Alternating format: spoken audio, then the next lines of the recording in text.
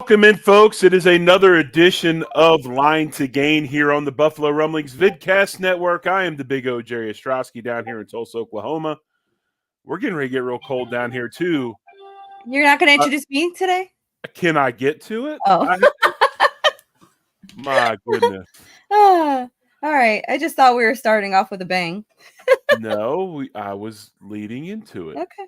I was going to say that what I normally say, my sister from another mister is getting ready to be a lot colder than I am. Yes. In Buffalo, and she is Sarah Christine down in Fort Lauderdale, but she will be going to Buffalo tomorrow morning at 6:30 because she thought she was going to be slick and get there early to miss the weather system, but it sounds like she could have left on Saturday morning anyway. But it sounds like it. So now I'm paying for it. All the travel that I do, at least I have points to book the extra hotel room night. But yeah, I thought that I wasn't gonna miss my streak or the game because of the snowstorm. So I was just like, you know what? Let me be safe. Let me come in the day early and sit in the hotel and do nothing. So. I mean, what the hell's personal safety, right? I mean, you got to keep a streak alive. I mean, you expect to streak to hell with personal safety and frostbite and being in the cold and snow. Do you remember what I went to the Chicago game last year, which was negative, negative, I think 11 degrees. It was the wind chill. I went to Buffalo last year and had to go over to Detroit for the back-to-back Detroit game against who was it against? Cleveland? I think it was against Cleveland. Yeah. Yeah. So I've definitely not thought about my personal safety at times when it comes to this. And then not to mention I get stuck in Chicago. Finally decided instead of after 4 days of me being stuck there and I couldn't fly out, I decided to drive back to Buffalo, with all that snow on the ground. So yeah, but got to keep the streak alive, like you said. Well, hey, if you're watching on X, or some people still call it Twitter, if you're watching on Facebook, Twitter. Jump over to YouTube, jump in the comments like the Trek reviewer Josh Vaughn. I know I saw Richard Rush up there. He always comes on in and joins us. But head on over to the comments, join the show. We got a lot to talk about. We're going to talk Steelers. We're going to talk Miami. We're not going to talk Miami. I guess we could talk Miami a little bit. We will talk a little bit about Miami. There's some things I wanted to talk about on the All-22, but we'll talk Steelers. Something happened today that I'm finding really, really interesting, and I wanted your opinion of this, Sarah, and I'll get to that in a second. But we got a big game this weekend, wildcard weekend. Bills, hey, they do what a lot of people thought that they couldn't do. They get in the playoffs. Not only in the playoffs, man, they're the second seed. They win the division. They beat Miami last week. Really, really good game. You were there. And before we break that game down, I wanted to ask you this question. So there's a lot of people that, I don't know, I guess the term I would use would be butthurt, that there's a local bar in Buffalo that is hosting a Steelers party, right? Yep, Riverworks. Okay. Ain't this the same damn thing we do every week? But instead of one, you haven't seen my post then. Instead of one bar, we like take over like 10, right? Yeah, I literally just posted that about an hour ago. I said, come on now, Mafia. I travel every week to these games. Every week when we're in a different city, we take over a bar with either Bills backers or fans of Buffalo. We have a welcome party every week.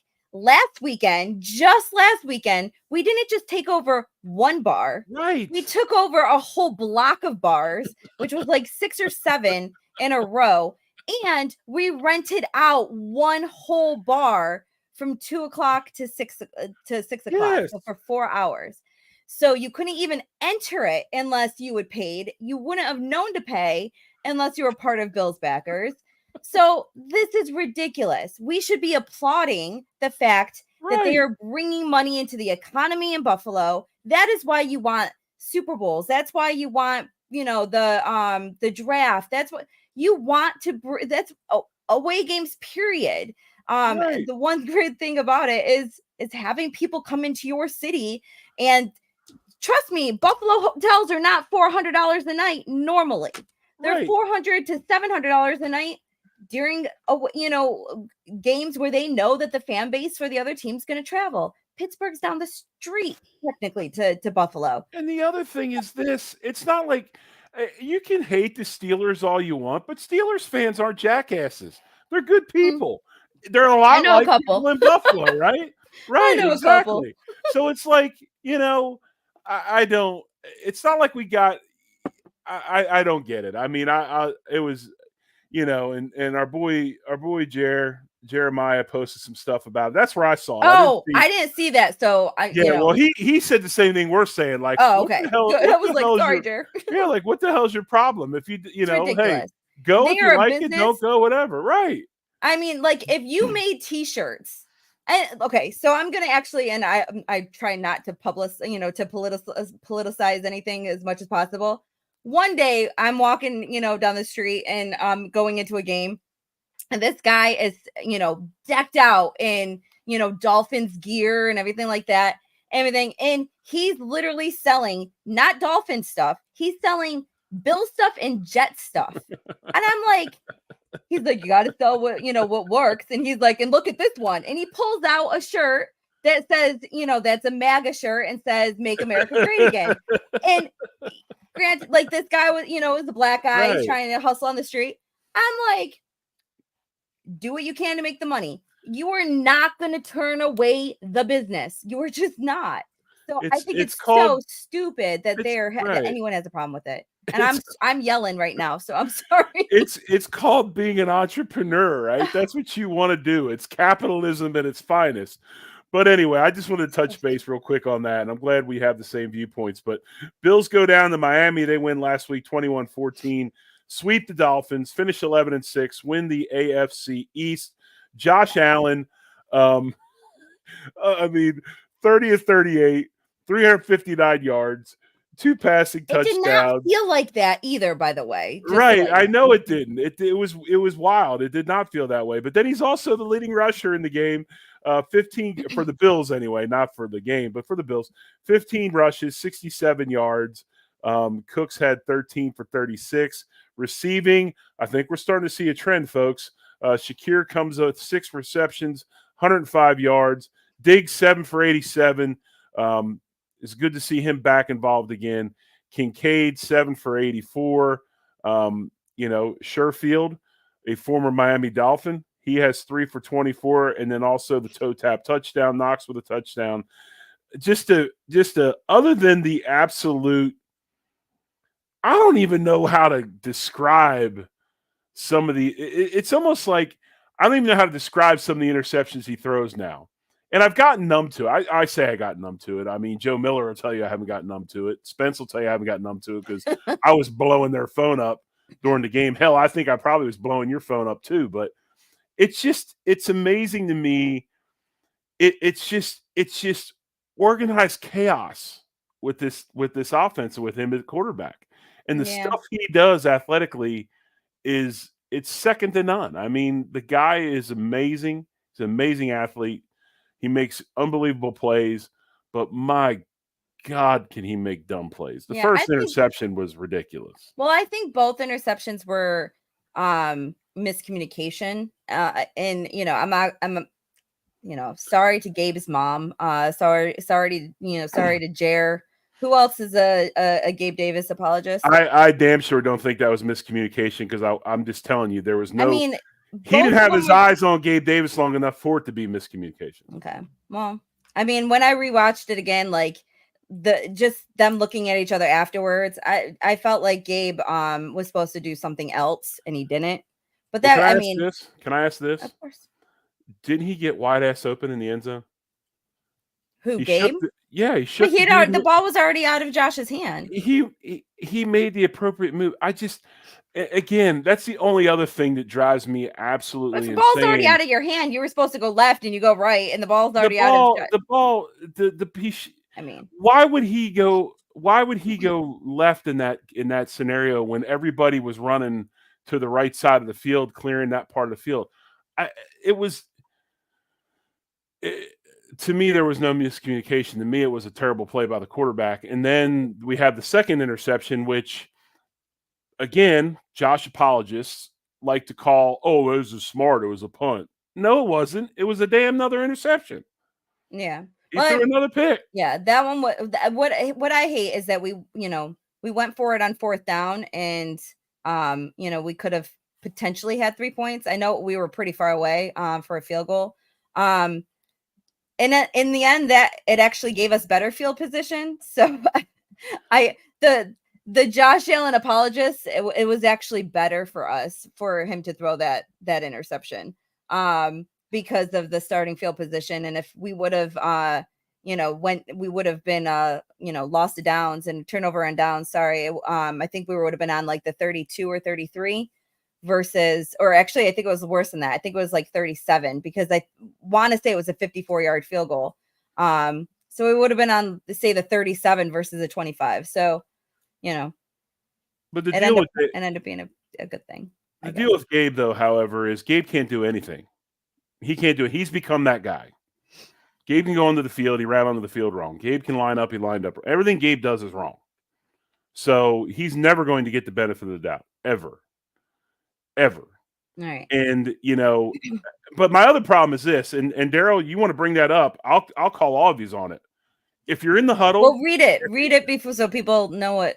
He says, I think that first was, it looked like a zero blitz. I think Gabe was supposed to get to the sticks and stop. The ball was definitely out of Josh's hand before Jeff broke inside.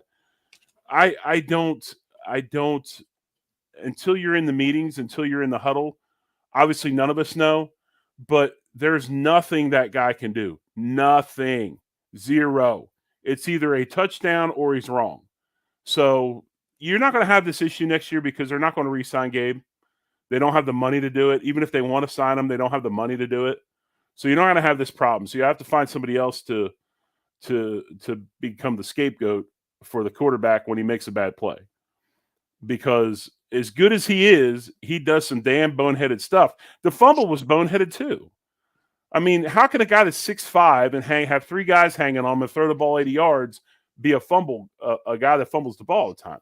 That's an issue as well. Then the play down there where we didn't throw the ball into the end zone, we lose 3 points. That's poor clock management. That's poor game management.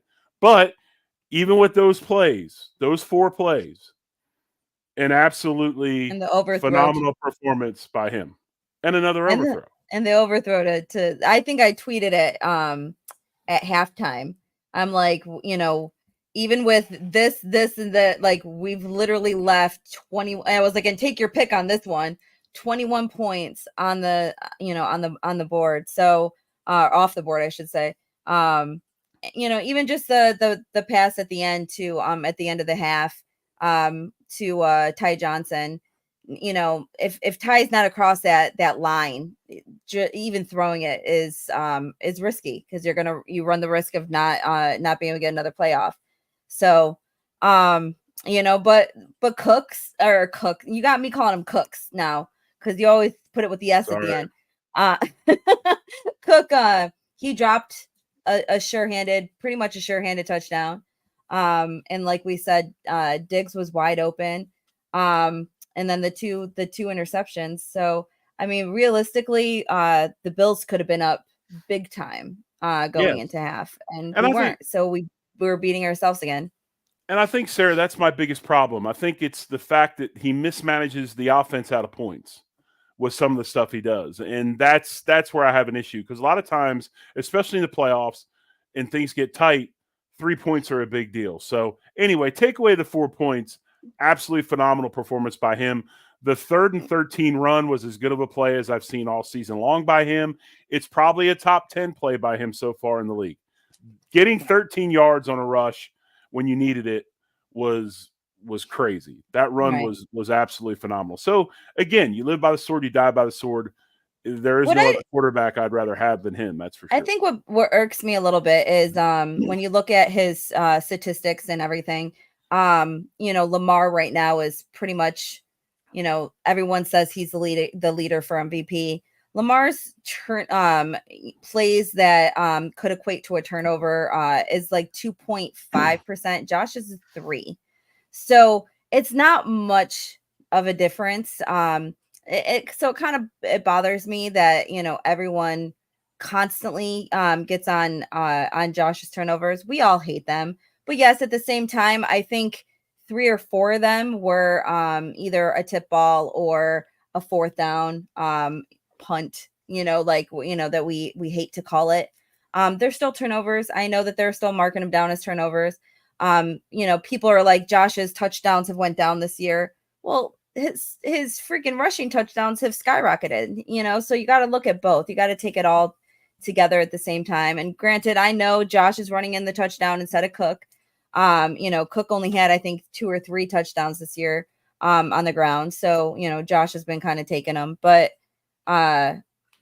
like you said, there's no other quarterback I'd rather have. I wish some of the silly mistakes went away. I think that's probably, Sarah, why he's not considered the MVP. Say what you will, and believe me, I mean, I'm looking at the comments right now. There's guys that are, it's, nothing he does is wrong. But when you look at the MVP race, you look at different things.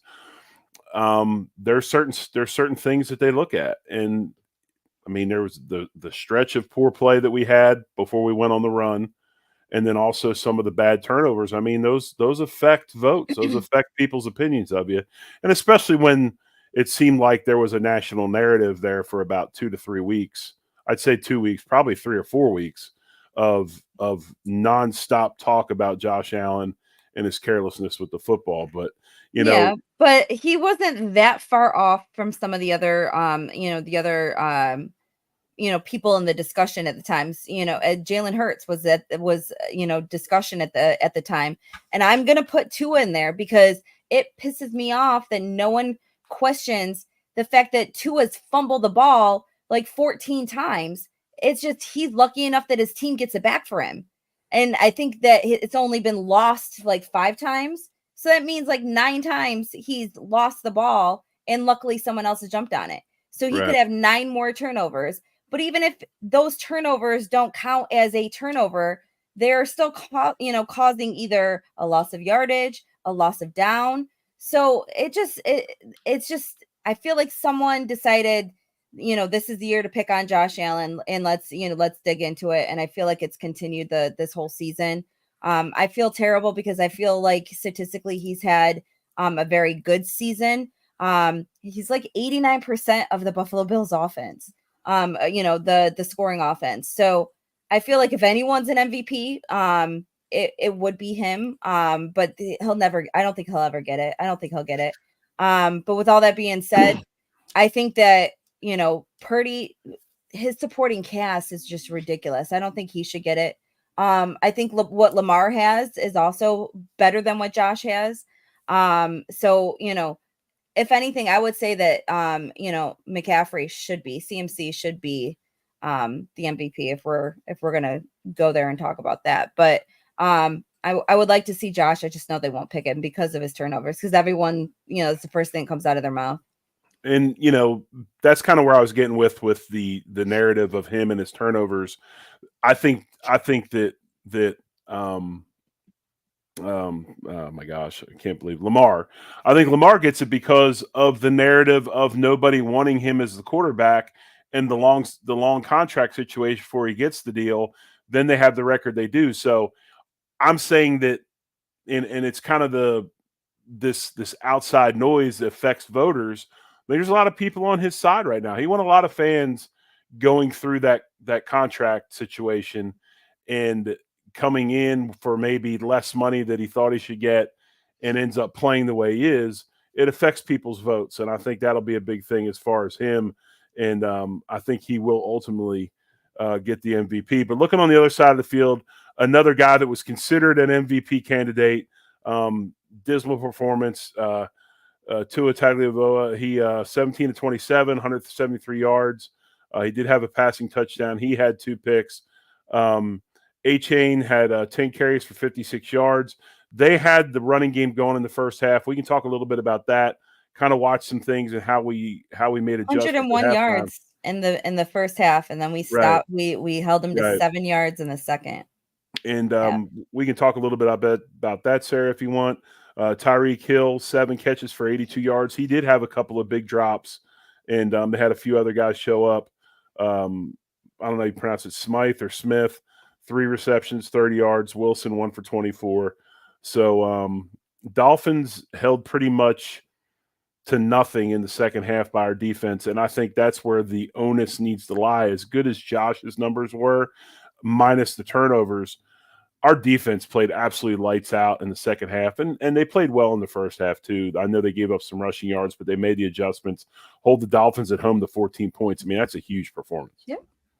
Yeah, I agree. I wasn't happy with a couple of the no calls, and then a couple, I'm actually more upset with the no calls than I am with some of the actual calls lately. If you're going to let them play through certain things, I feel like you got to let that consistently go throughout the game. And I don't feel like it always does. But yeah, I think the defense played well. We had a couple of, I don't want to say really like long drives, but they did have a couple of long drives in the second quarter, which is how they went up the 14 points. But that's, it doesn't help that we had the turnovers to get them there. But I'll tell you what, the defense lights out in the second half. Were you by the awful ass? Were you sitting down there where the awful Knox non-call was? That should have been PI. I mean, it should have been. But no, I'm trying to think. I can't remember. What I was down by the end zone, so I had actually, I didn't have the greatest seats this week, but I was like 19 rows up on the goal line. Okay. I don't remember if not, but it should have been pass interference. I watched it twice on the screen. And everyone, even the Dolphins fan in front of me was like, yo, we got away with that one. So. Hey, when you look at the Bills and you look at what the Dolphins did in the first half in their rushing attack, and then the Bills take it away in the second. I don't know if you got a chance to watch the All-22 very much, but the Dolphins I rewatched the game, but not the All-22 this week. They do a really, really good job of getting leverage with motion. Quick motions, traps, things like that. They get leverage to where they out-leverage our defense. Our defensive ends were getting pinned inside. They were running a lot of – and I also thought there was one call. I don't think you're not allowed to blindside anybody, which, man, I was surprised they didn't call a crack block down inside on one of those runs in the first half. Our defender had his back turned and got cleaned by a receiver. There was one blindside block that got called, but I think that was in the second half. Yeah. But I think that they did a really good job of adjusting our defensive ends and how they played contain. And then our linebackers and our safety seemed to be playing a lot more lateral in the first half. And they changed things up to where when they saw that run, they were downfield, they were downhill, and they were causing that thing to not get to the line of scrimmage, to bounce and almost slow it up by how they came downhill. That adjustment screwed the timing of things up and did a really good job of stopping the Dolphins' run in the second half. I thought, seriously, defensively, they looked great. The two picks. And the coolest thing about it was, to me anyway, again, props to Bean, we had guys out there that we have not seen out there maybe ever. Yeah. And if they've been out there, they haven't been out there very much. Spectre, one of those. And then obviously, who's my man 31? Not Russell Douglas. Not Rasul, but 30. The guy who came in and played for Rasul. Cam Lewis. Isn't he 30? No, who came in and played for Rasul at corner? Was it Jackson? Oh, Dane Jackson, yeah. Yeah, Dane Jackson. But Dane's 25. I don't Is he? What? I think so. Who came in for Rasul played Yeah, I'm sorry. I don't do numbers, and I'm sketchy at names sometimes. I'm usually really good. You're making me question myself. Now I'm going to look. Dane Jackson. His performance was great. To have a guy like that, a veteran presence, a guy that's seen a lot, a guy that doesn't get, he doesn't get shaken or rattled by certain things. And, the first thing that happened, he came in the game, McDaniel went right at him. They were they were targeting him. They were going right at him. He did have a hold, but I thought he held his own. And between him and Spectre and the way they came and stepped up, Dane's 30. Great job. I mean, great job. 30. Tyrell Dotson's 25, and I didn't even need to look at that. I knew that because I was actually going to comment on Tyrell Dotson. In the preseason, I was like, he might be one of the people let go, Right. And I have to say the first couple of weeks of the season, I was like, oh God, I don't want him on the field. I was perfectly content with Klein being out there over him. I take it all back. I think Dotson has played very well. I mean, not saying he doesn't have some issues and he's had a couple of missed tackles that drives us all crazy and stuff, but for the most part, he has played very well this season. So, I just kind of shouts out to the depth that we have this year and, what they're doing, on defense. We've had so many people, injured, coming in and going out. So, yeah, I mean, I was definitely impressed. I think the second half was probably my most impressed of this defense all season. I agree with that. And in Washington, don't get me wrong. I mean, Washington was 30 something to 3. But the quality of who we were playing was very different versus this Miami Dolphins team. So I was very impressed with the second half. They popped a couple on us inside, but most of the running stuff was outside. I mean, I think it's pretty safe to say that we have solidified some things up the middle. Our linebacker play has been really, really good, and Daquan coming back has really, really helped us on the inside on the defensive line. And I'm going to say something that I don't know if you've seen this. This might be an unpopular opinion. Before we get to the injury report, unpopular? This week. No. Yeah. I thought Vaughn looked better. I thought he had a little bit more of a step to him. I thought he got off the ball a little better. I felt like I don't think he's back to Vaughn level, but I think he's definitely better than where he was a few weeks ago. I thought I saw some things out of him rushing the passer. He showed a little bit of flashes. Well, you have a little advantage on, like I said, you watched the All-22 and I didn't get a chance this week. So I will take your word for it. I was a little frustrated that we didn't. I know Tua gets the ball out really fast. But I was a little frustrated that we weren't getting to him a couple more times. So I felt like every time we would just almost get there, it was like, they say it's a game of inches. Like we would be right there, and then he would dump it off over the middle, and they'd have a 40-yard completion to the tight end. So, but I think we do a good job with Tua, because Tua seems to be one of those quarterbacks in the way that offense is run, to where they kind of know where the ball's going before the ball's even snapped. Their pre-reads and the way they read stuff and the way they have things very going. much timing too. Yeah, very timing. So our blitzes and some things gave him issues, and when we get to him, we tend to have success against them because of those timing issues. But injury report for today, the team had a walkthrough practice this afternoon. Josh Allen was on there with his neck. He was full go. Gabe Davis did not participate. I don't believe he will play this week. Deion Dawkins, he was limited with his hand injury, just a ugly laceration of his finger. He also was sick. He was limited. Tyrell Dotson was limited with the shoulder. Rasul did not participate with the knee. I don't think we'll see him this week. We could, but I don't think we will. Leonard Floyd had a vet rest day, as did Vaughn. DeMar was full. Dante Hardy was out for personal reasons. Micah Hyde was full, even though he was on the list for a neck. Ty Johnson, which, by the way, we can talk about that non-targeting call. That's about textbook. Take that film to teams every year to show them what targeting is. He was limited with the concussion. Dawson was out sick, and Rapp did not participate with a calf. So that's our injury report for today. And it's a lot longer than it was last week, I'll tell you that.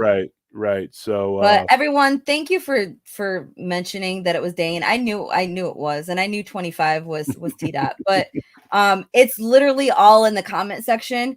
But I was still scrolled all the way up to the top of the comment section, so I wasn't looking at the most current comments.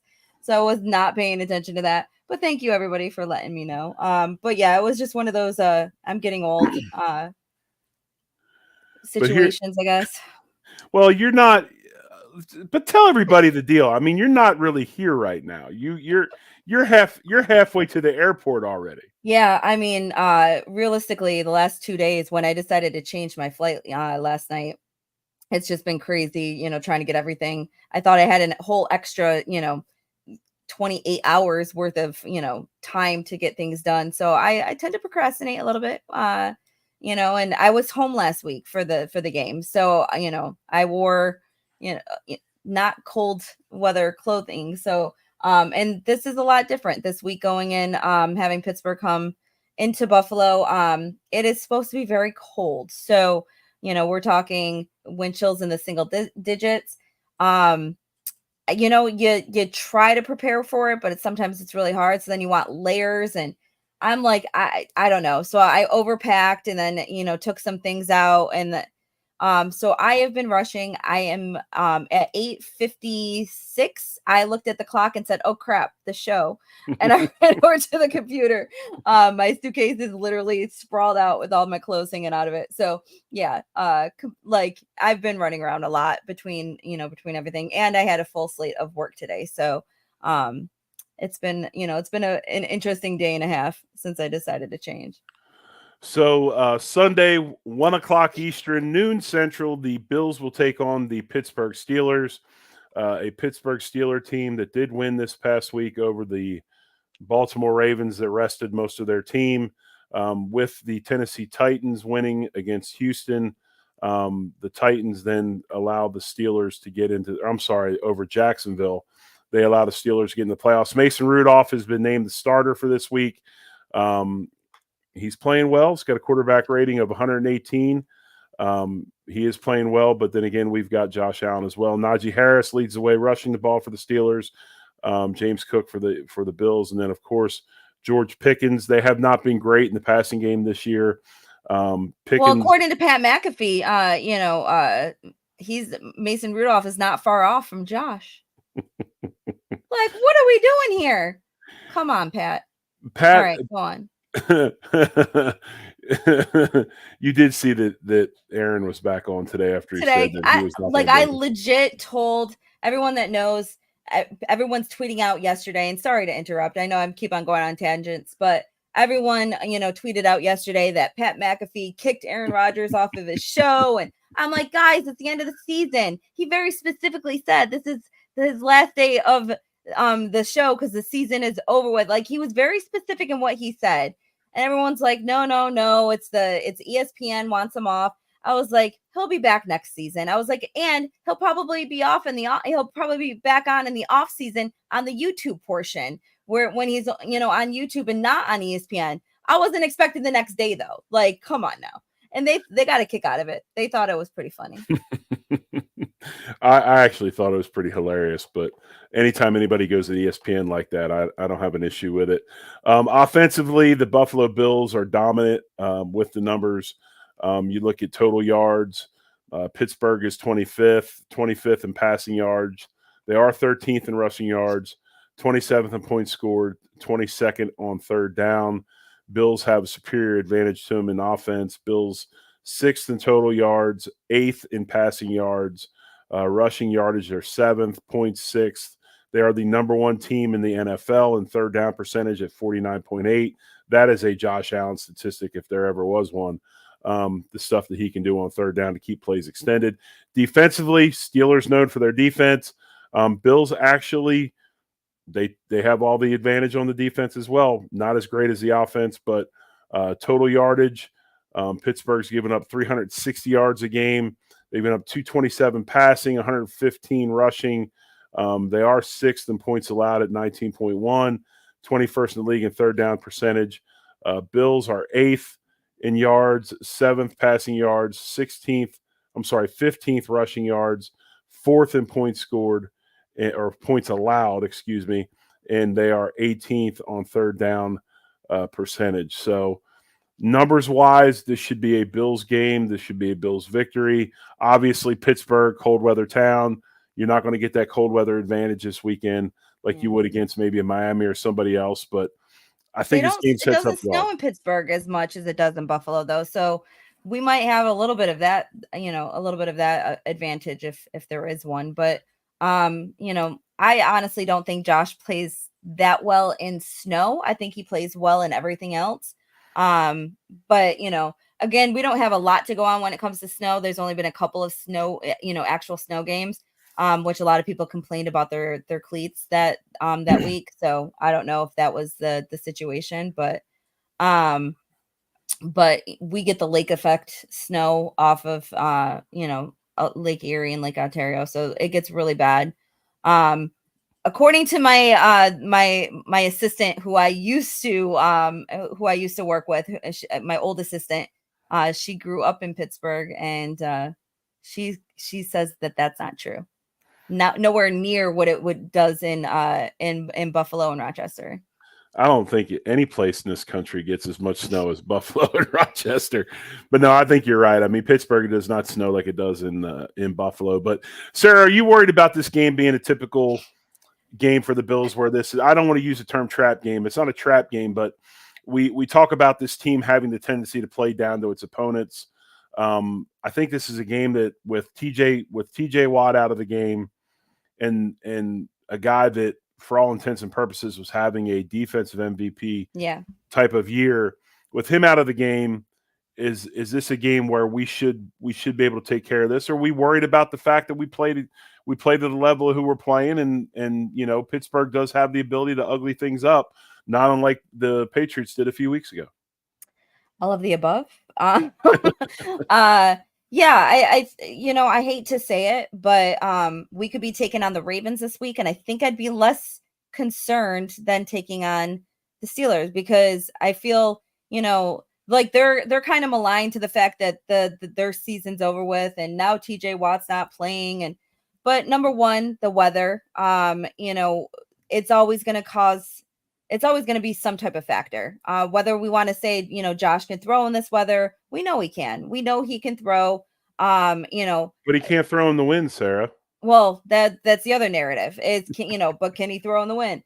How cold it's going to be, all that stuff. It can definitely play a factor. My main concern is the kicking game.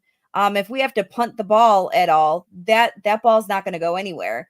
And if we get in field goal range, whether or not that's going to, I think Bass is going to probably have an issue with his self-esteem, after kicking and those type of wins, especially in the stadium, because they swirl.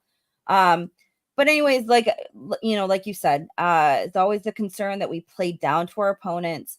The fact that Watt is not playing makes it even a little bit worse. Like, oh, well, Watt's not playing. We're playing against, Mason Rudolph.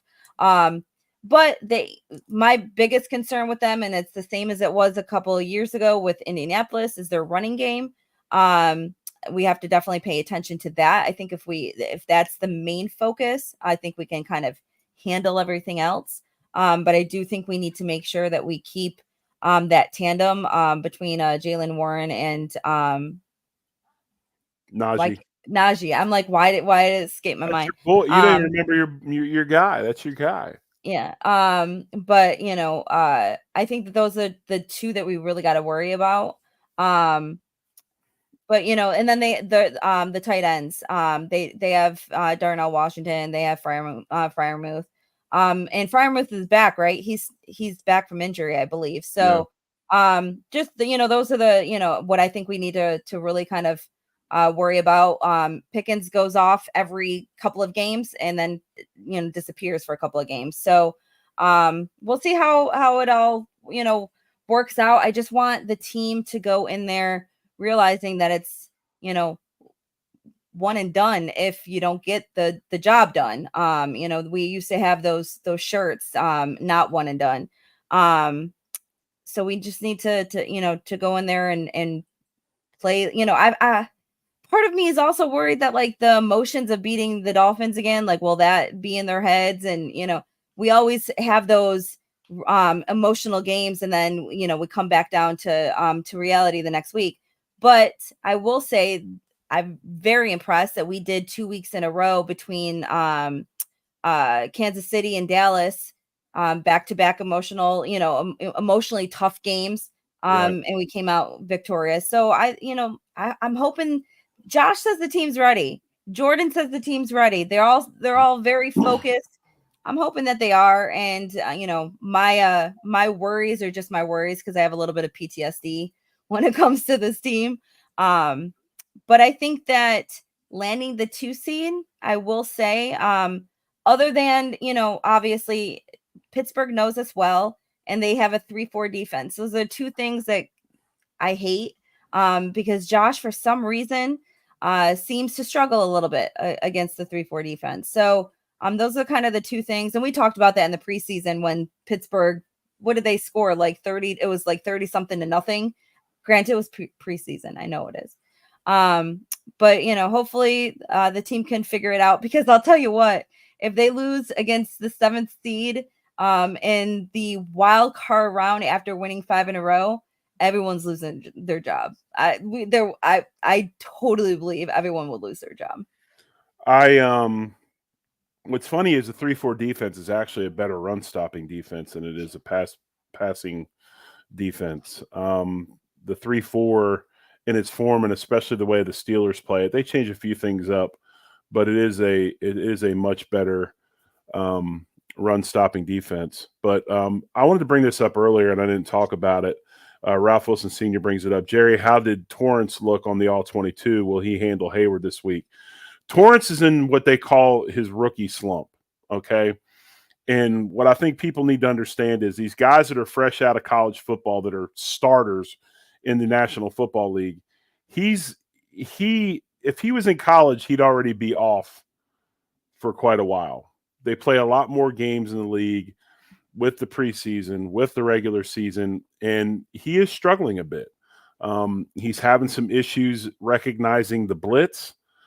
He's having issues. He gave up 2 sacks, or 1 sack and 1 huge pressure, just not seeing the blitz properly and identifying linebackers to go to. Joe and I were talking on text during the game. Miami did a really good job of setting their front so that Mitch Morris and also Josh would slide or go away from Wilkins, who was one-on-one with Torrance, and he had a hard time with Torrance. The thing about this week that's different, playing a 3-4, and he asks about, will he be able to handle Hayward? Hayward's going to be head up on Mitch Morris, and it's going to be an all-day battle for him, because I think Hayward still, even at the age he's at, is still one of the premier nose guards in the league. So Torrance is going to be uncovered. So I think this is one of those games that's really good for McGovern. I think McGovern's an incredibly athletic lineman. He's uncovered. He gets to shuffle over, set some double teams, do some different things with his feet. You'll probably see the Bills utilize some pin and pull stuff this week with Mitch Morris pulling and McGovern or Torrance blocking down. But Torrance has been struggling. Of all the guys up front, he's been having the toughest time over the last 2 to 3 weeks. And is it ability? No, it's not ability. It's the fact that he's kind of hit that rookie wall, and he's just going to have to work through it. So hopefully this will be a week where he can work through it. But Sarah, you texted me on Sunday about that, and I was like, I feel like 2 of Josh's sacks were because of McGovern or not McGovern, because of Osiris, and you said that I was right. So you're definitely right. And the thing about him is in the run game, if he gets his hands on you, I mean, he physically mauls you. And I've talked about it before on the show. I love the tandem of him and Brown. I think it's 2 old school maulers. It's old style linemen. Those are the types of guys I like. Dion playing at that level this year. Obviously, Mitch, very, very accomplished center, very, very good center, a technician, maybe not at this point in his career, that physical mauler. And then McGovern, who is kind of the anti-Bills lineman right now, the guy that is just so good and so fluid athletically. But, you see this group definitely playing well, week after week, but they do need to clean some things up.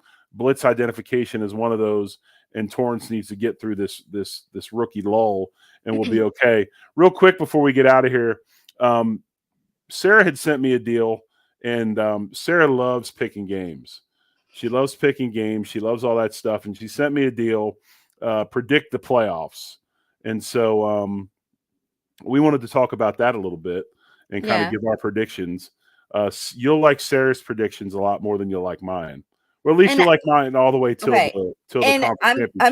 I'm gonna preface this by saying this is not necessarily what I want to happen every round. Right. You'll say, what are you talking about, considering I have, the Bills at the end. But yeah, but there are teams I'm very much rooting for Detroit.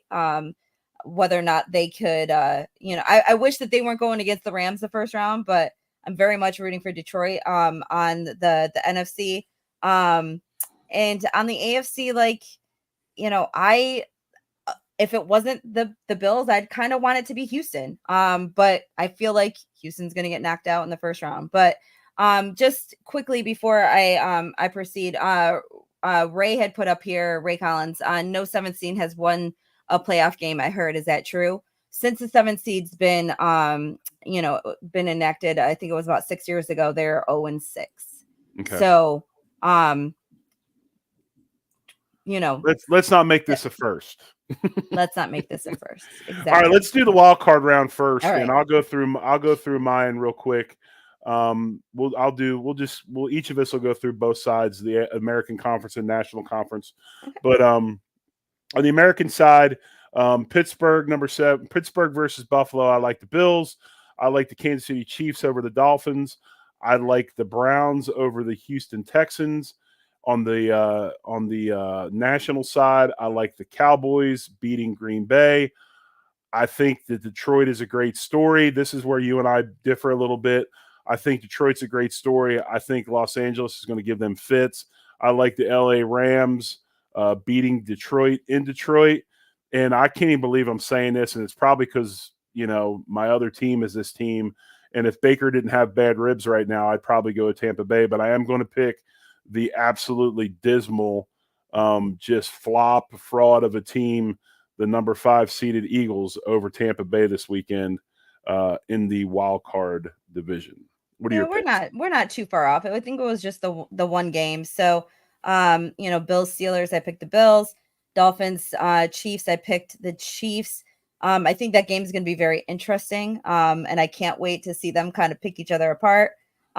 Cleveland and Houston, I picked the Browns. I just think that they're on a high right now. I don't think it's going to last long, but I will tell you this: if Houston pulls out that victory, I will be extremely excited for that team. I think that Ryans is one of the best coaches, maybe the coach of the year right now, for what he's done with that squad. So, Green Bay versus Dallas, I have Dallas. LA versus Detroit, I have Detroit. Again, just a feel good story. I think probably from last year watching Hard Knocks, I kind of fell in love with Detroit a little bit. So kind of like watching them succeed. And then I have Philadelphia over Tampa Bay. All right, divisional round. I will say I will say this, a lot of people on the board are talking about, Miami being the team that can go up there and upset Kansas City. As much as you can say that, and you can talk about that Kansas City offense, that Kansas City defense is top 3 in the league. I mean, they're playing at an unbelievable clip.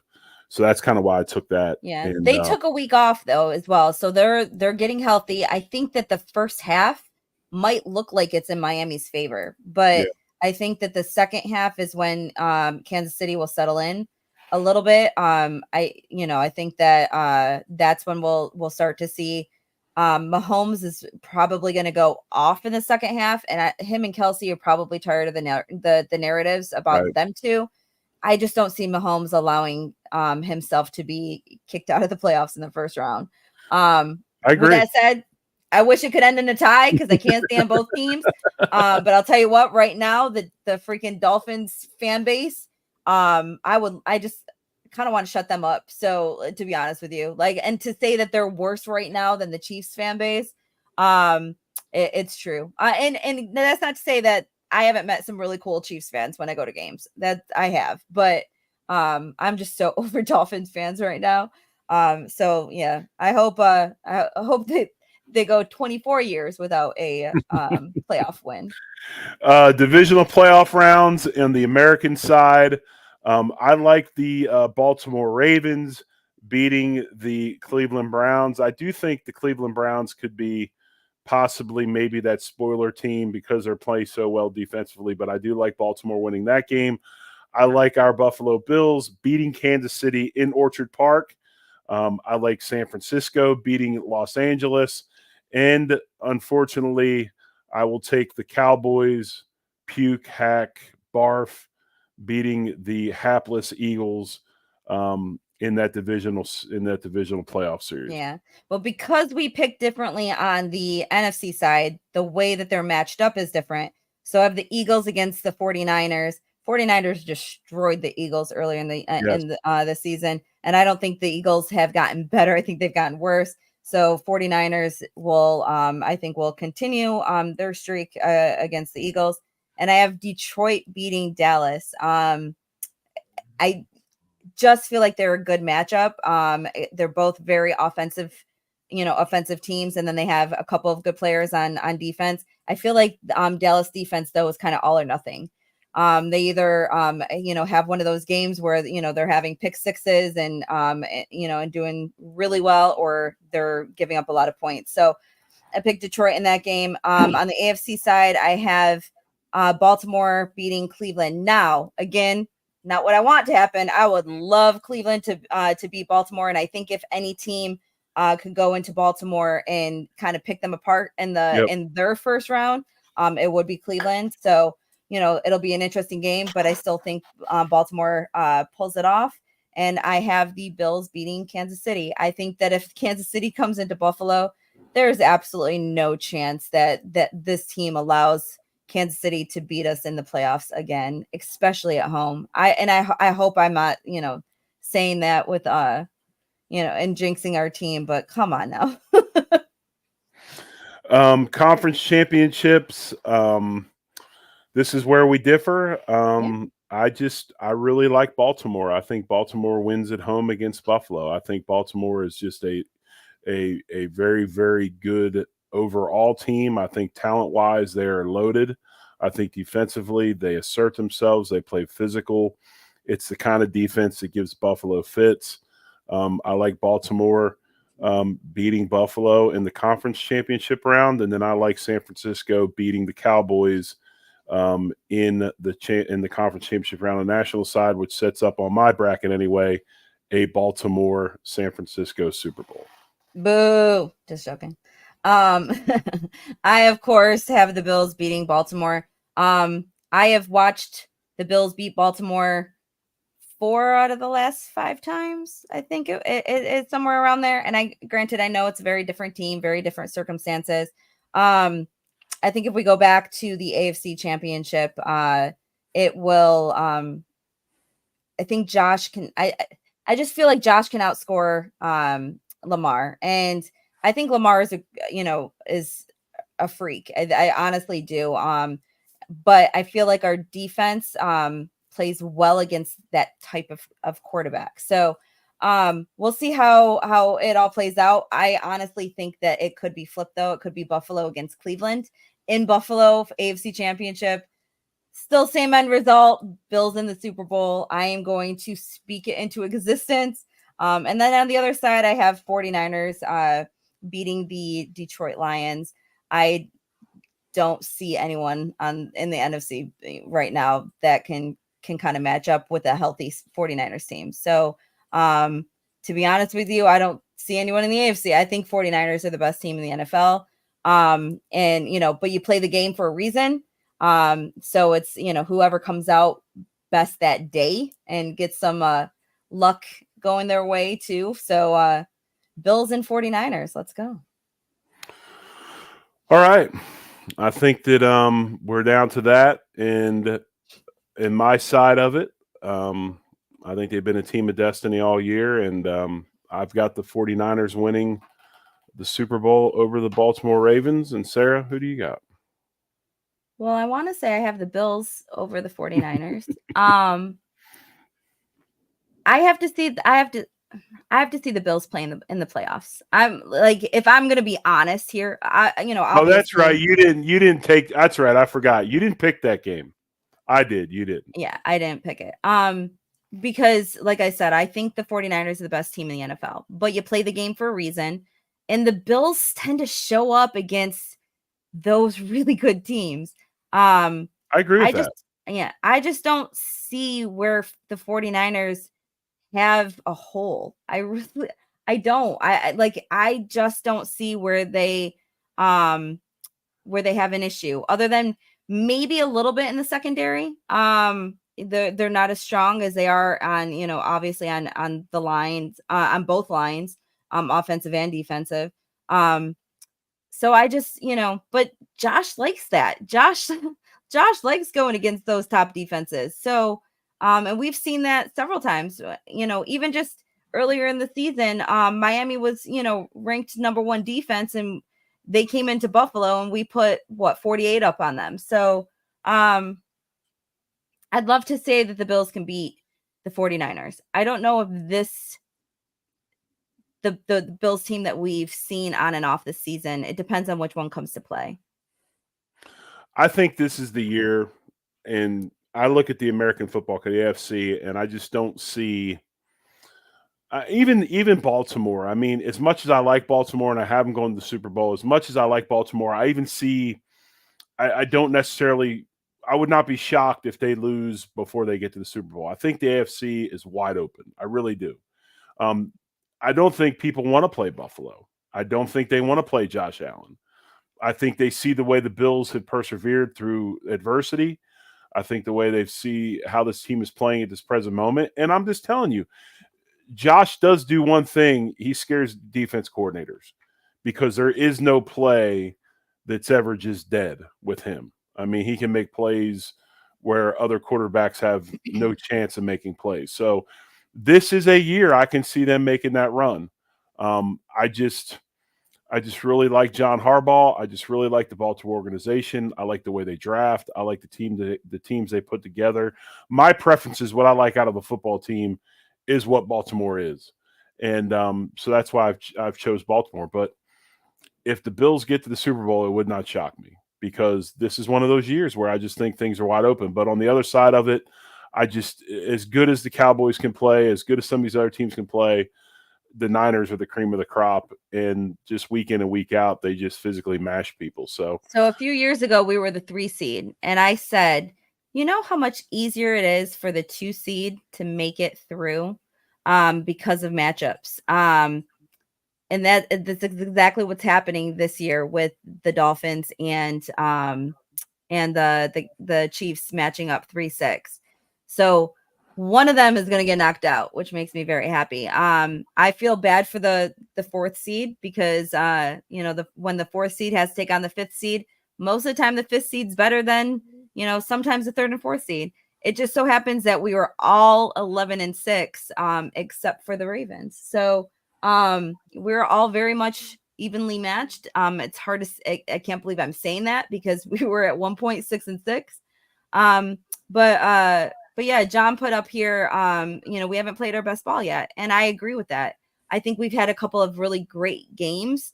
But I don't think they've been complete games. I don't think they've been, even the Dolphins game in the beginning of the season, I think was a great game.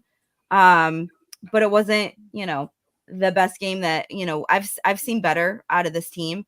And the Washington game, that was very much a defensive game for us, not the offense. The offense wasn't really on, even though we scored 30 something points. The offense wasn't really clicking to that level. So I can see it, and we looked really good against Dallas, but I still don't think it was our best game, which goes to show you we play really good against we're 5-1 against playoff teams. We have the best record against playoff teams this year, but that goes to then it makes you think, well, that means, they lost 5 more games against non-playoff teams. So right. when you're going up against somebody like Pittsburgh, who only got in because, one team won and another team lost, makes it a little hard to be too confident right away. So.